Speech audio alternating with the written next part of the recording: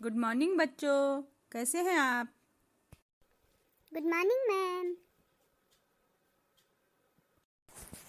तो बच्चों, मैं तुम्हें आज एक कहानी सुनाती हूँ, सेखीबाज मक्खी की।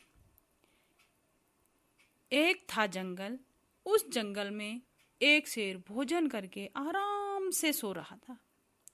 इतने में एक मक्खी उड़ती उड़ती वहां पहुंची।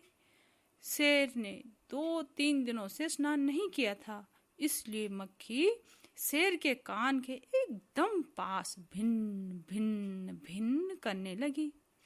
शेर को बहुत मुश्किल से नींद आई थी। उसने पंजा उठाया, मक्खी उड़ गई, लेकिन फिर से शेर के कान के पास भिन्न भिन्न शुरू हो गई। अब शेर को गुस्सा आया। वह दहाड़ा, अरे मक्खी, दूर हट, वरना तुझे अभी जान से मार डालूंगा।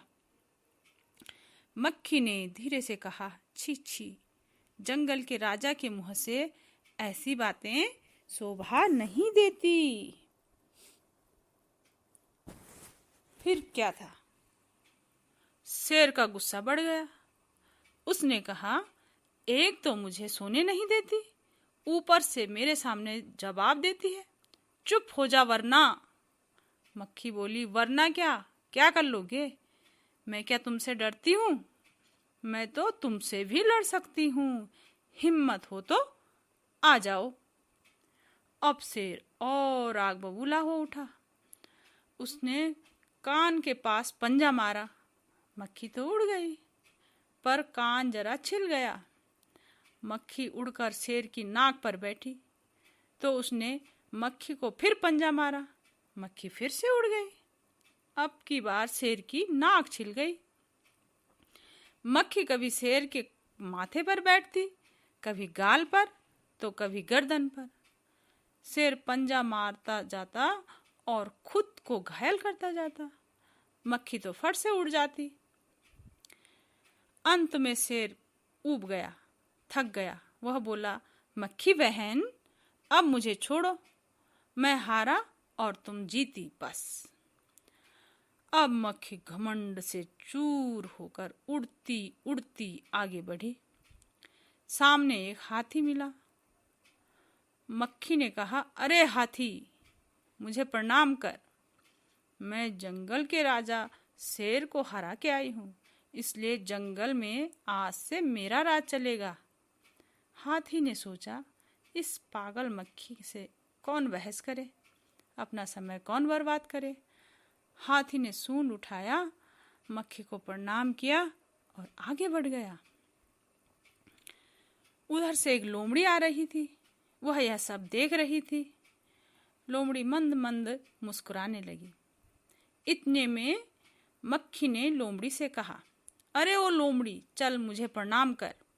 मैंने जंगल के राजा और विशालकाय हाथी को भी हरा दिया है।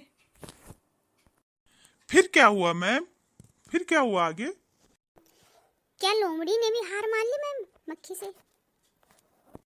आगे क्या हुआ तो मैम? सुनो, आगे क्या हुआ। लोमड़ी ने उसे प्रणाम किया, फिर धीरे से बोली, धन्य हो मक्खी रानी, धन्य हो। धन्य है आपका जीवन और धन्य है आपके माता पिता। लेकिन मक्खी रानी, उधर वह मकड़ी दिखाई दे रही है ना, वह आपको गाली दे रही थी, उसकी जरा खबर लो ना। यह सुनकर मक्खी गुस्से से लाल हो उठी। मक्खी बोली, उस मकड़ी को तो मैं चुटकी बजाते ही खत्म कर दूंगी।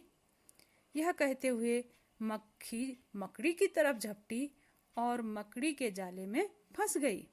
मक्खी जाले से छूटने की ज्यों ज्यों कोशिश करती, त्यों त्यों और अधिक फंसती गई। अंत में वह थक गई, हार गई। यह देखकर लोमड़ी मंद मंद मुस्कुराती हुई वहां से चलती बनी।